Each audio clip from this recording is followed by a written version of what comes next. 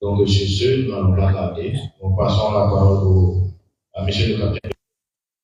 À cette conférence, gage de votre engagement à connaître et à relayer l'information juste au sujet des affaires engagées par le parquet militaire. Nous tenons donc à situer l'opinion nationale et internationale sur l'évolution de certains dossiers en cours d'investigation devant les juridictions militaires et précisément dans les cabinets d'instruction. Il s'agit pour nous, sous réserve de respecter le secret de l'instruction, de vous donner des informations sur 3 dossiers précis ouverts dans 3 cabinets d'instruction et qui portent sur des faits d'atteinte à la sûreté de l'État. Faut-il le préciser? Il y a eu plusieurs velléités de complot contre les autorités de la transition depuis août 2023. Et ces faits ont généralement toujours été ourdis de concert entre des personnes militaires et civiles. C'est d'ailleurs ce qui fonde notre compétence à en connaître, car dès lors qu'une ou plusieurs civils en intelligence avec un ou plusieurs militaires décident de concert de commettre ce type d'infractions qui sont donc répréhensibles, ils tombent donc dans notre champ de compétences. Alors, du dossier d'Assami et autres. En genèse donc, courant mois d'août 2023, les services de renseignement du Burkina ont documenté et porté à notre connaissance des informations selon lesquelles des militaires et anciens militaires des forces armées nationales procédaient à l'identification et à la reconnaissance de points sensibles et de domicile des autorités de la transition, dont celui du chef de l'État, en vue de perpétrer des assassinats et de déstabiliser la transition en cours. D'ailleurs, il vous souviendra que le parquet militaire avait justement fait un communiqué à ce sujet. Informé donc de ces faits, le parquet militaire a instruit la section de recherche de la gendarmerie nationale de diligenter une enquête en vue de faire la lumière sur les dits faits. C'est ainsi que le 1er septembre 2023, les présumés auteurs de ces faits sus-évoqués, notamment l'adjudant Kaboré Wen Malgde et le sergent-chef Ramdé Brice Ismaël, aussi l'ex-caporal d'Assami, tous 3 donc ex-membres du régiment de sécurité présidentielle, ont été interpellés par les officiers de police judiciaire. Les premiers actes de l'enquête préliminaire ont relevé de façon constante que l'ex-caporal d'Assami, d'ailleurs un récidiviste car radié des effectifs des forces armées suite à sa condamnation à 10 ans ferme dans le dossier du coup d'État manqué de 2015. Donc, qui a enrôlé l'adjudant Kaboré Wen Malgde et le sergent-chef Ramdé Brice Ismaël, moyennant des sommes d'argent pour la réalisation donc de ce forfait. Dassami cite comme instigateur l'ex-DAF de l'Agence nationale du renseignement, le commandant Belem Mahamadi, qui lui aurait confié la mission de repérage des domiciles des autorités de la transition.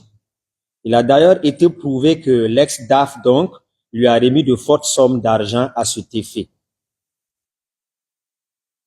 Il convient de préciser que le commandant Belem, après avoir été convoqué par le juge d'instruction pour donc donner sa version sur les faits, ne s'est jamais présenté et a préféré prendre la fuite et se retirer en République de Côte d'Ivoire.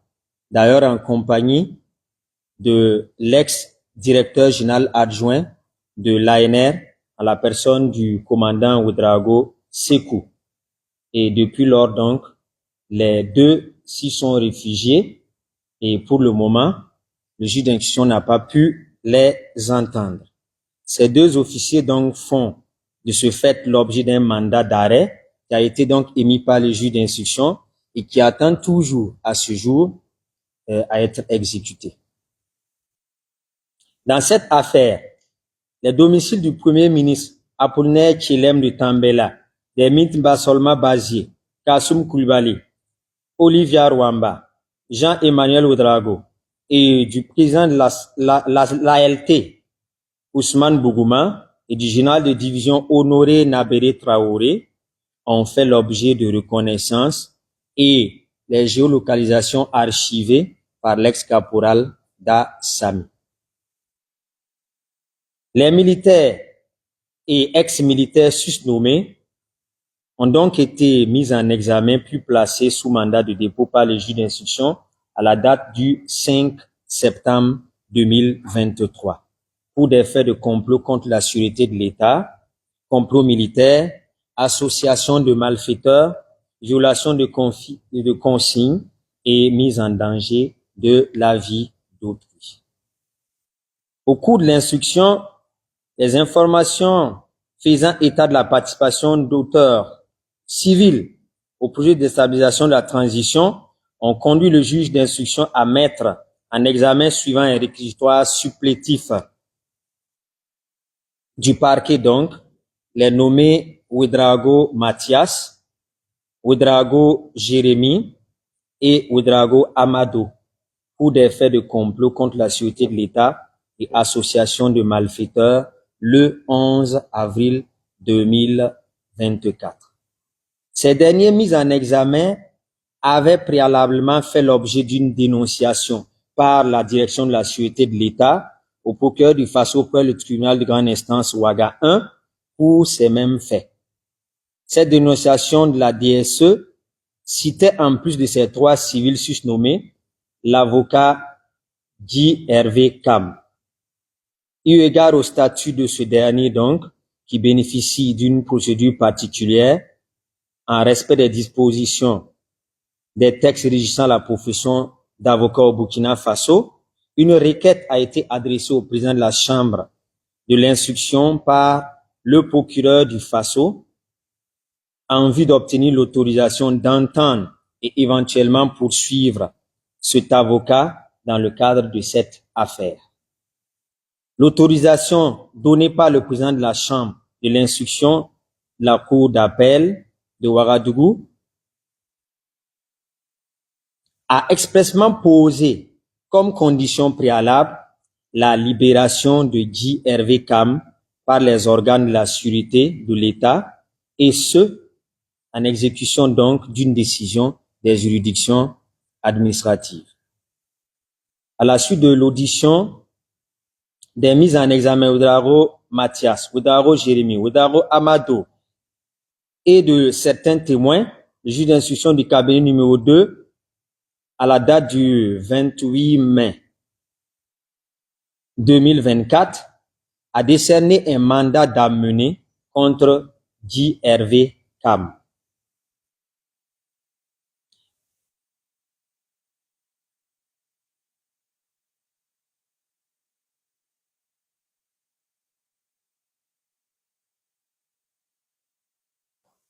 Il a donc été entendu et mis en examen puis placé en détention provisoire par le juge le même jour pour des faits de complot contre la sûreté de l'État et association de malfaiteurs.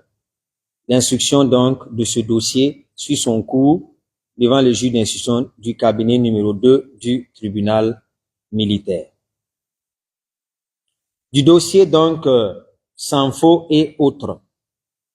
Il ressort des pièces du dossier que courant septembre 2023, le commandant Belem Mahmadi, l'adjudant Sanfo Mahmadi Al-Bashir Ousmane en collaboration avec d'autres militaires et civils, ont reçu et ont conçu ensemble un projet d'incitation à une mutinerie dans les différentes casernes militaires dans le but de faciliter une atteinte aux institutions de la République. Dans le but donc de parvenir à leur fin, l'adjudant Sanfo Mahmadi Al-Bashir Ousmane, en complicité avec Monsieur Bissiandé Jules, était chargé donc de cibler dans les différentes casernes les militaires favorables à leur projet. Pour ce faire, l'adjudant Sanfo a identifié les casernes du groupement central des armées GCA et du groupement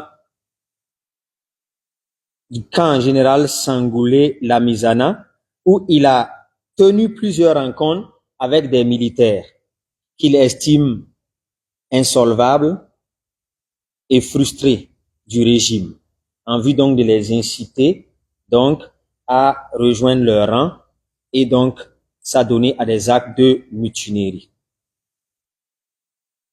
Quant au commandant Belem Mahmadi, ex-DAF de l'ANR, son rôle consistait en la mobilisation des moyens logistiques pour les mutins. À cet effet, il a commandé d'ailleurs plusieurs véhicules pick-up avec un revendeur de la place.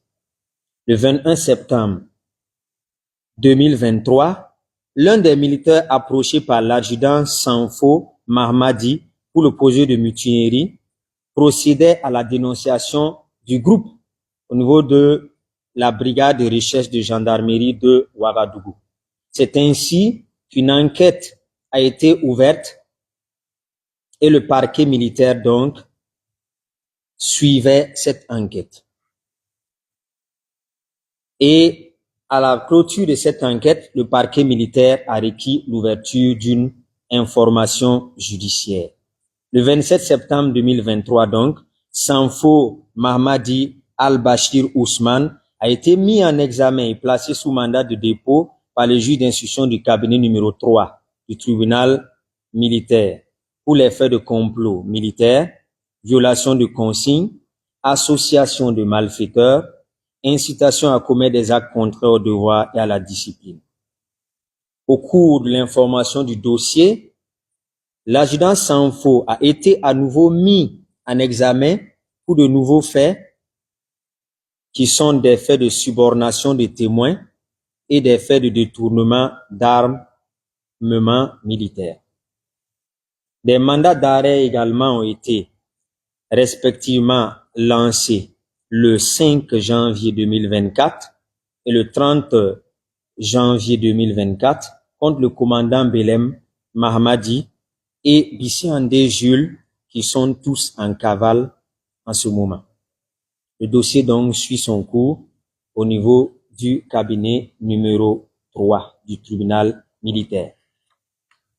S'agissant donc du dossier Keïta Boubacar et autres, il vous souviendra encore que le 27 septembre 2023, la hiérarchie militaire a procédé à l'interpellation de 4 officiers qu'elle mettait donc à la disposition du parquet militaire pour des faits présumés d'atteinte à la sûreté de l'État.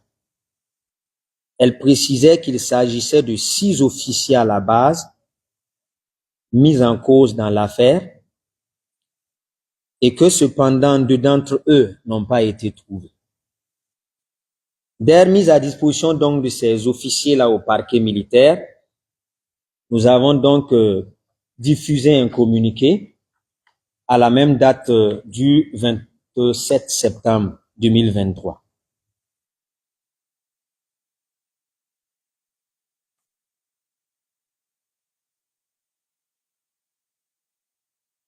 C'est donc après cela que le parquet a décidé de procéder à leur audition suivant la procédure d'enquête à parquet, eu égard donc à leur qualité, parce qu'en leur sein se trouvaient certains officiers donc susceptibles d'être officiers de police judiciaire, et cela donc a motivé le parquet à ouvrir donc une enquête à parquet à son sein.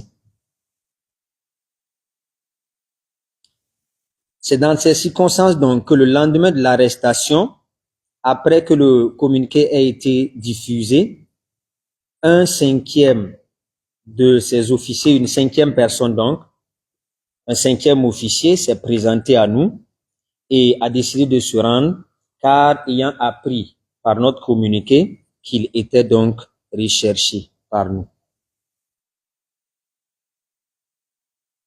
Il ressort de l'enquête préliminaire de ce dossier que le lieutenant-colonel Somda Evra, alors chef d'état-major de la gendarmerie au moment des faits, a été approché par les lieutenants-colonels Oba Romeo et Keita Boubacar pour lui dépeindre la situation de certains officiers de leur promotion et de d'autres militaires qui seraient, selon eux, traqués par le régime de la transition. Et selon eux, pour en finir, il fallait donc mettre un terme au régime donc en cours et mettre ce terme-là par la force. C'est ainsi que le lieutenant-colonel Somda les a référés au lieutenant-colonel Ouattara Hamza, à qui il a donné les instructions de les écouter et de voir ce qu'il pouvait donc leur proposer en vue donc de réaliser leur projet. Les jours et les semaines qui ont suivi, beaucoup de rencontres se sont tenues dans le bureau du lieutenant-colonel Ouattara Hamza. Ce dernier rendait périodiquement compte au lieutenant-colonel Somda. Du projet des initiateurs, il ressort que pour parvenir à leur fin, ils comptaient sur le soutien de l'unité spéciale d'intervention de la gendarmerie JGN. Ils comptaient également sur les forces spéciales et sur des mutins dans les différentes casernes et sur des OSC opposés à la transition, qui initieront donc des marches et tout autre mouvement social en vue de troubler la transition et donner un fondement donc à leur action, à leur coup de force. C'est ainsi que le commandant Aouba Aziz, commandant des forces spéciales, et le capitaine Maïga Christophe, assurant l'intérim du commandant donc de l'unité spéciale d'intervention de la gendarmerie, ont été saisis et conviés donc à rejoindre leur coup, de même que le chef d'escadron Ouedraogo Cheikh Omar. Et tous ces trois-là étaient donc conviés à certaines des réunions qui étaient tenues par donc les initiateurs de ces complots. L'enquête à parquet terminée, le juge d'instruction du cabinet numéro 1 du tribunal militaire a été saisi du dossier. Et celui-ci a mis en examen les 5 officiers mis en cause dans cette affaire pour complot contre la sécurité de l'État, association de malfaiteurs, violation de consignes et incitation à commettre des actes contraires au devoir et à la discipline. Ils sont donc sous mandat de dépôt du juge d'instruction depuis le 6 octobre 2023. Contre le lieutenant-colonel Oba Diassanou Romeo, mis en examen également dans le cadre de ce dossier et qui cependant demeure à ce jour en cavale, le juge d'instruction a décerné un mandat d'arrêt qui également attend toujours d'être exécuté. C'est également dans le cadre de la gestion de ce dossier que la nécessité s'est imposée au niveau du juge d'instruction après donc des auditions de mettre en examen le capitaine Ouedraogo Ulrich, alors adjoint du commandant des forces spéciales au moment des faits. Celui-ci a été mis en examen pour complot contre la sûreté de l'État et placé sous mandat de dépôt depuis le 22 février 2024. L'instruction de ce dossier donc suit également son cours au niveau du juge d'instruction du cabinet numéro 1 du tribunal militaire. Au terme donc de cette présentation, le parquet militaire rassure que l'instruction de ces dossiers se poursuit dans le respect des droits de la défense et de toutes ces personnes mises en cause là, et afin que le dossier puisse être géré sereinement et que les règles du procès équitable soient respectées dans le cadre donc de la gestion de ces affaires en cours. Le parquet militaire invite de ce fait l'opinion nationale et internationale à se départir de toutes les spéculations infondées et inutiles qui sont en cours dans les débats et dans d'autres cadres concernant donc la gestion de ces procédures judiciaires. Il invite les acteurs à user des droits qui leur sont offerts donc par le prétoire, seule arène où de vrais juristes s'affrontent et contradictoirement. Il invite toujours toute personne ayant à sa possession des informations à même d'éclairer l'un quelconque de ces dossiers à se présenter spontanément à nous au tribunal militaire pour témoigner devant le juge d'instruction en charge du dossier concerné. Nous tenons également à relever que d'autres faits relatifs encore à un complot contre la sûreté de l'État ont récemment été dénoncés au parquet militaire.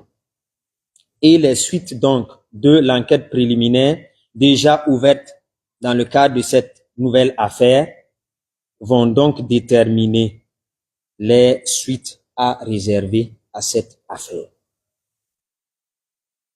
Mesdames et messieurs, chers membres de la presse,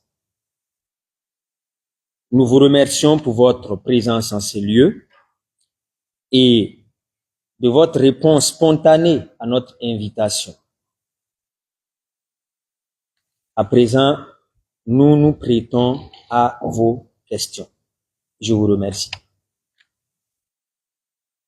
Donc, madame et messieurs les médias, nous allons ouvrir une liste d'intervenants. Si vous avez des questions.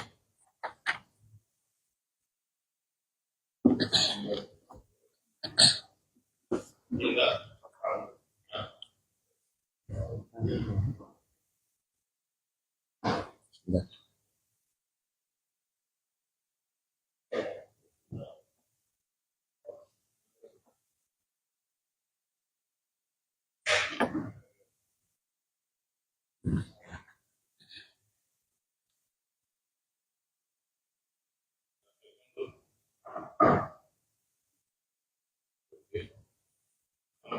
Monsieur qui est là.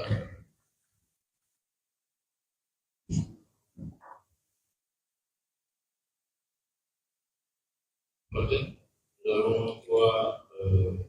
Vous savez, monsieur qui est là, monsieur Nabal Aziz et monsieur Sagnon Aboubakar.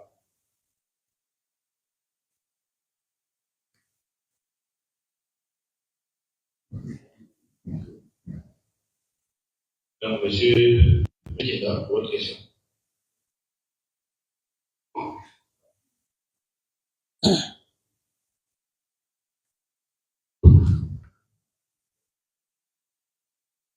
Merci.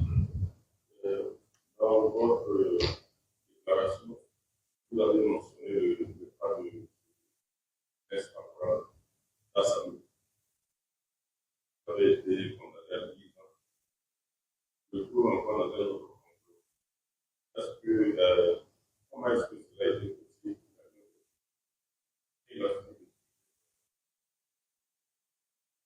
Maintenant, vous avez aussi parlé de l'achat de cas avec est-ce que ce particulier aussi fait partie de l'instruction? Comment est-ce que vous nous expliquez l'absence de l'extra? Comment comment est-ce que vous avez dit alors, est-ce que a pu le pays? L'autre question, c'est le parti militaire qui est assez récent avant de communiquer, laissant la place à des spéculations, comme vous l'avez mentionné à votre conclusion. Est-ce qu'il n'y a pas lieu d'essayer d'aller un peu vite dans la communication sur certains dossiers en instruction? Prenons le cas de Maître Kam, ça fait presque 5 mois qu'il a été arrêté, et le jour même de sa libération, on allait parler d'une liberté provisoire, il a été encore cueilli. Est-ce qu'il n'y a pas lieu de... Bon, est-ce que vous pouvez m'expliquer comment cela se passe dans le jargon un peu judiciaire, parce que je n'arrive pas à comprendre comment quelqu'un qui bénéficie d'une liberté provisoire et on veut le laisser un peu bénéficier de cette liberté-là, et le même jour, avant qu'il n'arrive même à la maison, il a été encore arrêté, il s'est fait arrêter et déposé encore à la main. Merci.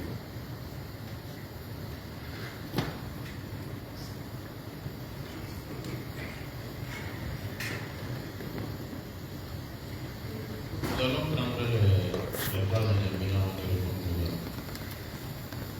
Donc, monsieur Nabon Aziz. Ok, merci.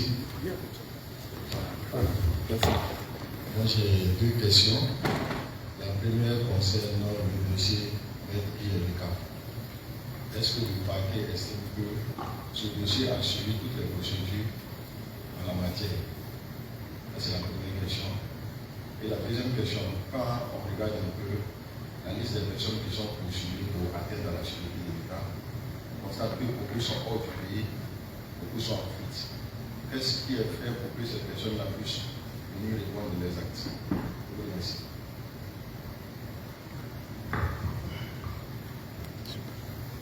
Monsieur Sanon.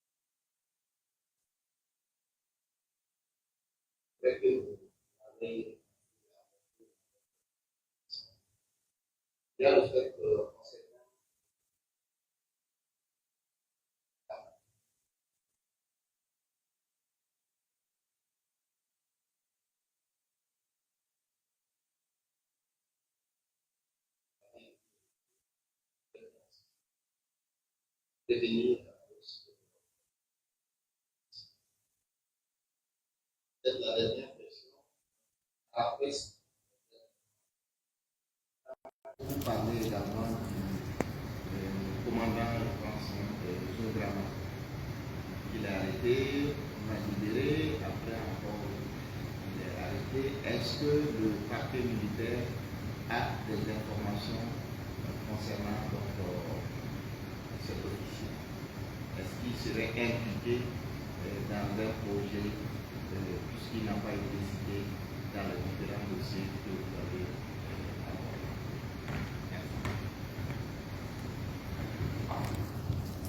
Ok, merci beaucoup pour vos questions. Il sera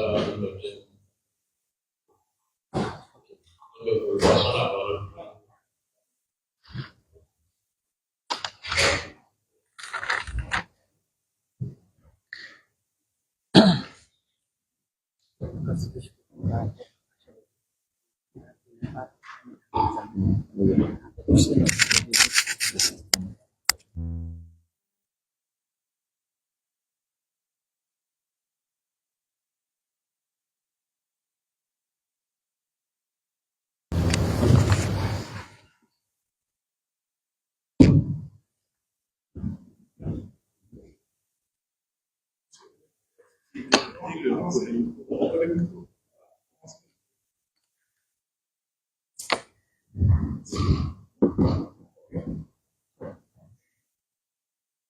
Mesdames et messieurs de la presse, je vous remercie donc pour ces 3 questions que nous avons enregistrées à ce stade. Cela donc dénote de tout l'intérêt que vous portez donc à l'information juste qui est donc votre mission.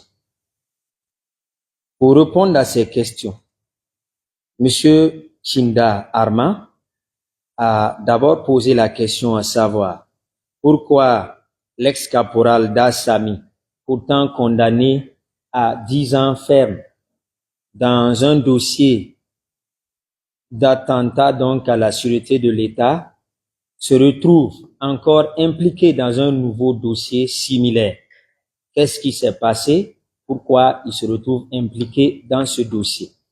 Alors, l'ex-caporal Dassami a été condamné donc à 10 ans ferme suite donc au dossier du putsch manqué de 2015 de Jinal Guinguéré et autres.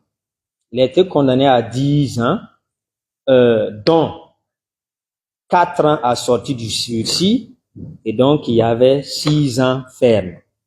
Or, il se trouvait que dans le cas de ce dossier, les mandats de dépôt ont été émis donc à partir de 2015. Donc, Dassami était à la fin donc de sa peine à la Maka et avait été donc libéré. Et il avait déjà fait l'objet d'une procédure de radiation de l'armée.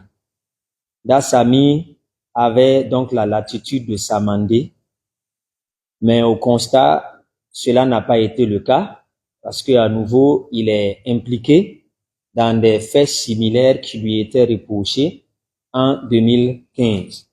C'est ce qui justifie donc son implication dans ce dossier qui lui vaut à nouveau un mandat de dépôt et sa mise en examen dans cette procédure.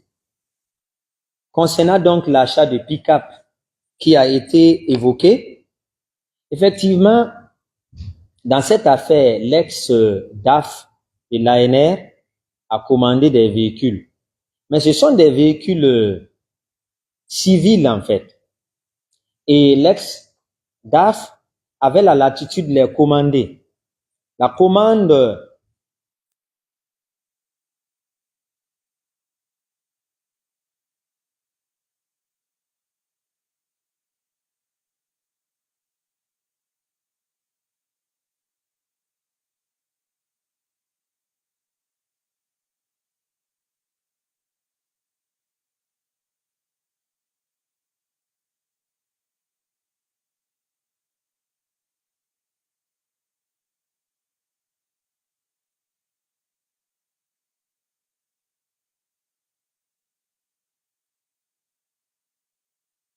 aussi, mais il a été entendu par le juge d'instruction pour comprendre justement les circonstances de la passation de cette commande. C'est d'ailleurs ce qui a justifié qu'il ne soit pas mis sous mandat et qu'il ne soit pas mis en examen dans le cadre de cette affaire.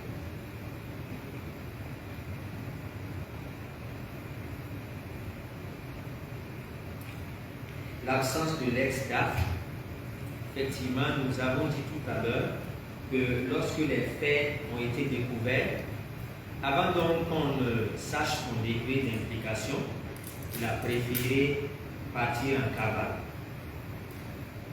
Parce que le juge d'instruction avait émis une convocation le concernant. Donc, quand il a eu vent de cette convocation et qu'il savait donc l'affaire qui lui était reprochée, il a préféré donc se retirer hors du pays au lieu de venir répondre donc des faits qui lui sont reprochés.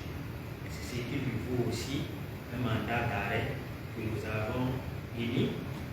Malheureusement, jusqu'à présent, il n'a pas été exécuté et nous espérons donc que les autorités de ce pays-là vont certainement s'atteler à pouvoir nous livrer ces personnes sont mises en cause dans nos dossiers et qui se retrouvent dans un autre pays.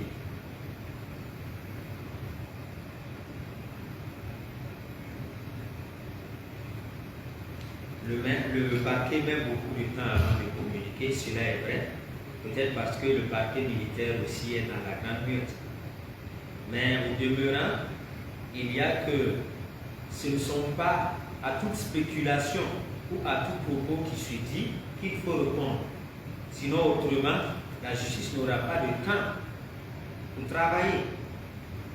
Les gens sont libres pour opiner, pour spéculer, et au stade où nous estimons qu'il est temps de communiquer, nous communiquons donc sans tenir compte du carnaval ou du calendrier de ceux-là qui communiquent autrement pour justement tirer la couverture de leur côté. Les conditions d'arrestation de Maître Cam. Alors, la procédure de Maître Cam a commencé donc devant le parquet du tribunal de grande instance Ouaga 1. Pour cause, la direction de la sûreté de l'État a dénoncé les faits qui étaient reprochés donc à Maître Cam à ce parquet-là. Parce que la dénonciation s'est faite avec aussi une dénonciation de d'autres personnes civiles. Il était donc de bon ton que la dénonciation se fasse là-bas. Sauf que lorsque l'enquête a commencé, l'unité qui a été saisie s'est vite rendu compte que l'affaire avait un lien avec un de nos dossiers déjà en cours ici, dossier de Dassami et autres. Et de ce fait, il était de bon ton dans la mesure où la justice est une et unique dans ce pays, que le tribunal de grande instance donc, et en son parquet puisse mettre à notre disposition ce dossier qui était déjà en cours d'instruction devant nous.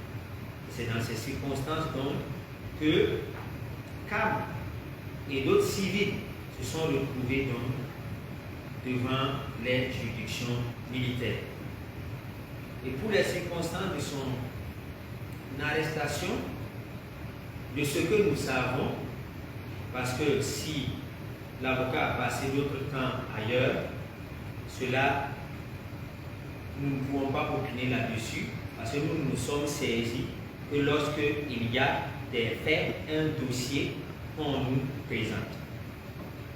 Alors, nous estimons que la justice a été saisie à partir du 23 février, donc, à travers la dénonciation de la DSE. C'est à partir de ce moment que l'affaire a commencé. Or, pendant que cette dénonciation avait été faite, il y avait déjà un référé liberté qui était intenté par la famille et les conseils de Maître Cam devant les juridictions administratives. Donc, avant que les suites de cette enquête-là ne viennent ou que cette enquête même ne soit ouverte, il y avait déjà une procédure devant les juridictions administratives. Néanmoins, dans la mesure où, s'il y a des faits infractionnels qui sont reprochés à quelqu'un, il faut forcément que les parquets en connaissent. La requête a été envoyée au président de la Chambre de l'instruction de la Cour d'appel, suivant donc le règlement UOMOA, son article 5, qui prévoit que si un avocat est en cause dans une affaire, avant même de l'entendre ou de poser quelconque autre acte, que ce soit une arrestation ou une poursuite, qu'il y ait donc l'autorisation préalable du procureur général près la Cour d'appel ou du président de la Chambre de l'instruction de la Cour d'appel. C'est donc suivant donc cette obligation-là que le dossier de Cap a été scindé du dossier des Ouedraogo, Mathias et autres qui étaient déjà allés en enquête, et la requête a été envoyée à la Chambre de l'instruction pour obtenir l'autorisation. L'autorisation est arrivée au moment où les juridictions administratives avaient déjà décidé que Cam devait être libéré parce que les conditions de sa rétention n'étaient pas acceptées par les juridictions administratives qui attendaient qu'il y ait une procédure judiciaire contre Cam qui allait justifier donc sa détention. Et la réponse du président de la Chambre d'instruction a consisté à accorder l'autorisation de poursuivre Maître Cam. L'autorisation a été accordée sous réserve que les dispositions du règlement UEMOA soient respectées, que les dispositions de la loi 16-2016 sur le portant réglementation de la profession d'avocat au Burkina soient aussi respectées et qu'enfin les termes donc de la décision des juridictions administratives également soient respectés, en l'espèce donc de la libération du Maître Cam. Alors, de ce que nous savons, lorsque la procédure est venue chez nous et que nous avons fait le tutorat supplétif pour l'envoyer au juge d'instruction parce qu'il avait déjà un dossier en cours chez lui, je suis donc, après avoir reçu cette réponse-là, a émis le souhait d'entendre Maître Cam. Mais je vous le disais tout de suite, dans le même dossier, la même procédure, le juge d'instruction avait envoyé des convocations pour des gens. On parlait tout de suite du commandant Belem Mahamadi et du commandant Ouedraogo Sékou. Les convocations étaient envoyées. Mais dès que ces personnes ont eu vent de ces convocations, qu'est-ce qu'elles ont fait? Se sont retirées donc hors du pays. Le juge d'instruction, donc conscient de ces faits-là, a décidé d'émettre directement un mandat d'amener. Le mandat d'amener suppose que dès qu'on a l'intéressé, on le conduit devant le juge d'instruction. C'est ce qui a été émis comme titre. Alors, le mandat a été émis à la section de recherche de la gendarmerie le 28, c'est ça, si je ne m'abuse, le 28 mai. Et c'est fort de cela donc le 29 mai, le juge d'instruction a reçu Maître Cam, a décidé de le mettre en examen, de décerner un mandat de dépôt contre lui et de le déposer à la MACA. Et à cette procédure, lorsque Maître Cam nous a été présenté par la section de recherche, le juge d'instruction lui a donné les délais légaux de 2 heures pour permettre à ses conseils de venir. Ces conseils sont venus. Des conseils au nombre de 7 se sont présentés au juge d'instruction. Ils ont bel et bien commencé l'instruction du dossier. À un certain stade, ils ont estimé qu'ils avaient les raisons de ne pas rester jusqu'à la fin de l'instruction. Ils se sont retirés de l'instruction, ce qui n'empêchait pas du reste le juge d'instruction de poser ses actes et donc de décerner un mandat de dépôt contre Maître Cam. Au demeurant, Maître Cam, comme ses conseils, peuvent toujours user de toutes les voies de recours qui leur sont ouvertes. Dans l'arène judiciaire, comme on l'a dit, argument contre argument, contradictoire, on ira discuter devant la chambre d'instruction. Cette chambre décidera. C'est cette attitude qu'on doit avoir lorsqu'on est juriste, lorsqu'on est justement soucieux que la procédure soit respectée. Et cela, c'est leur droit et personne ne refusera ce droit donc à Maître Cam et à ses conseils. Je crois qu'une des questions qui nous a été posée, si je ne m'abuse, par M. Santouf de ce fait aussi répondre. Nous allons donc poursuivre avec les questions de M. Amadou Aziz, Nabalou Aziz, donc, qui a demandé si le dossier de Maître Cam a suivi toutes les procédures. Voilà, on nous a déjà décrit la procédure que ça a suivi. Et à vous, à l'opinion ou au conseil, d'analyser si ça a respecté les procédures ou pas. Si ça n'a pas été respecté, les voies de recours sont toujours offertes et ne sont pas faites.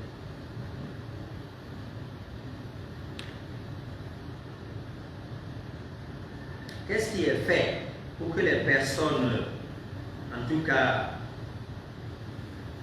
supposément impliquées dans nos dossiers en cavale, puissent venir répondre de leur forfait ou répondre en tout cas des actes qui leur sont reprochés devant les juridictions militaires. Ce que nous pouvons faire au niveau de la justice, lorsque quelqu'un est recherché dans le cadre d'une affaire et que la personne est en cavale, c'est de décerner un mandat d'arrêt. Et dans tous ces dossiers, que ce soit le commandant Belem Mamadi, que ce soit le commandant Oudrago Sekou, que ce soit M. Bissiandé Jules, ou que ce soit le lieutenant-colonel Woba Roméo, il y a des mandats d'arrêt contre eux. Maintenant, c'est dans l'exécution qu'on est tout autant impatient que vous. Nous attendons de voir si au moins, pour une bonne coopération, les pays donc qui recèlent ces personnes-là décideront de les mettre à notre disposition.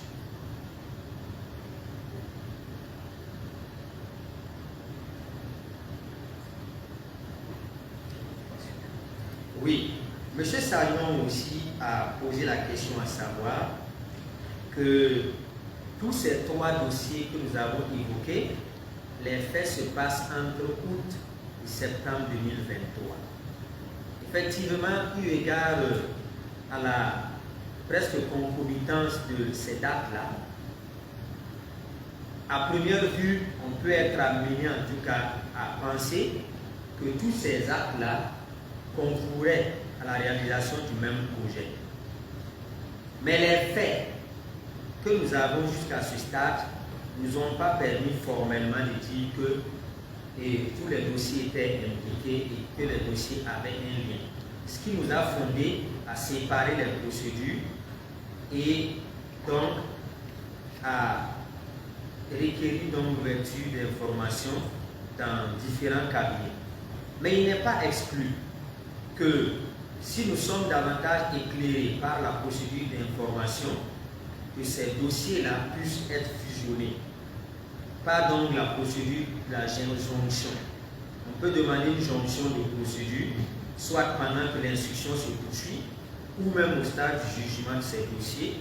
Si on se rend compte que c'est la même et unique affaire, le parquet peut toujours demander la jonction de ces procédures et cela permettra donc de les connaître ensemble. Et à ce stade de la procédure, il est vrai, ce qui est constant, c'est qu'il y a des gens, des personnes donc mises en examen dans 2 dossiers ou 3.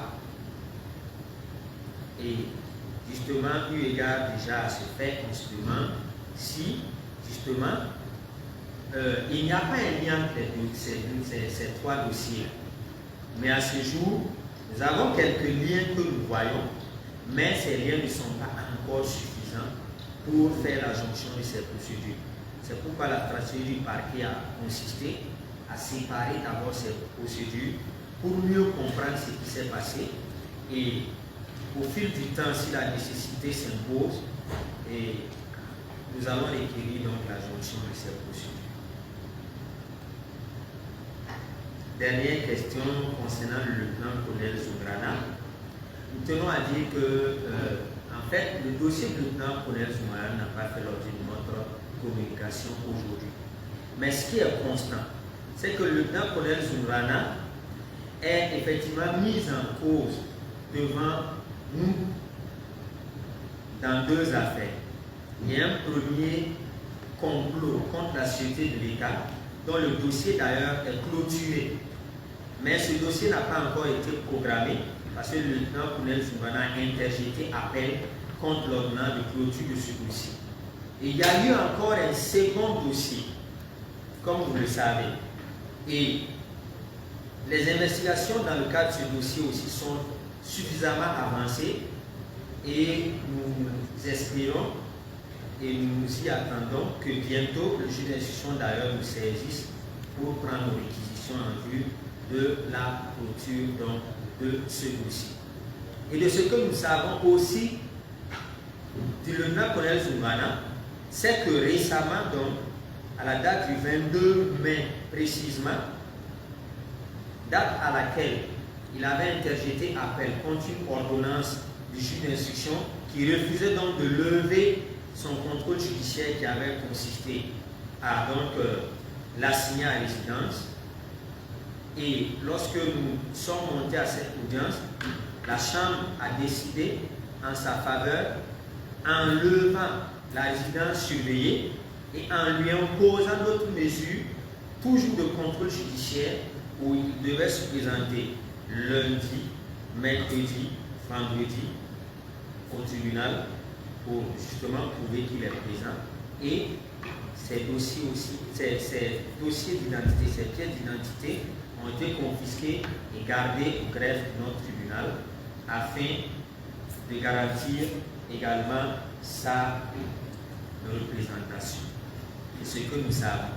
Et donc, en vertu de cette décision, le parquet militaire a également constaté, comme vous, qu'il a été libéré. Nous sommes rassurés que la résidence surveillée du lieutenant-colonel Zoumrana a été levée. C'est ce que nous savons de l'affaire du lieutenant-colonel Zoumrana à ce stade. Autre développement, nous suivons l'affaire tout comme vous et nous sommes confiants que le lieutenant-colonel Zoumrana va pouvoir en tout cas garantir sa représentation ici pour donc répondre des deux faits de complot contre la sûreté de l'État qui lui sont reprochés. Autrement, ce sera comme si nous sommes acharnés sur le lieutenant-colonel Zoumrana alors qu'il n'en était rien. Pourtant, nous savons que nous n'avons aucun intérêt à nous acharner sur quelqu'un lorsqu'il n'y a rien à lui reprocher. Je vous remercie. Ok, merci beaucoup, capitaine, et merci aux journalistes qui ont pu faire le déplacement. Je ne sais pas, est-ce qu'il y a une dernière question? Une dernière question? Oui. Une dernière. Une dernière question. Oui, ok.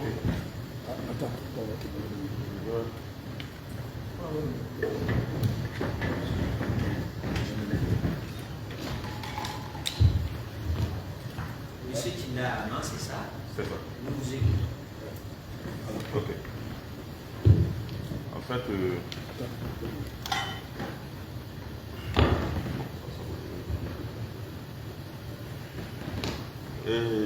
merci. En fait, nous avons déjà suivi des conférences de presse ici sur ce même système, c'est-à-dire des points sur les instructions en cours. Et il y a des dossiers que jusqu'à présent n'ont pas eu de jugement. On nous avait promis que